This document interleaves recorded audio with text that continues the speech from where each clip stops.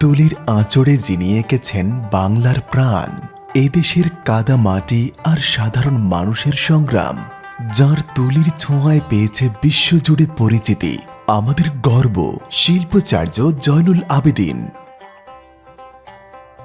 যার হাতে গড়া লোকসংস্কৃতির তীর্থস্থান সোনারগাঁও জাদুঘর। এই নন্দন কাননে শুরু হতে যাচ্ছে 5 দিন ব্যাপী মিলন মেলা।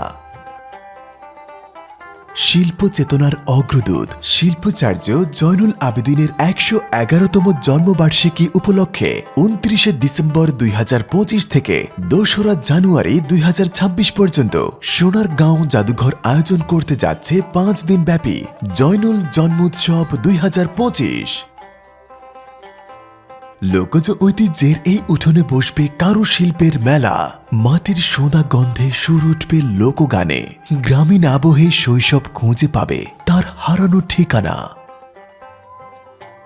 বাংলার কৃষ্টি, ঐতিহ্যের ঘ্রাণ ও লোক সংস্কৃতির টানে চলে আসুন সপরিবারে।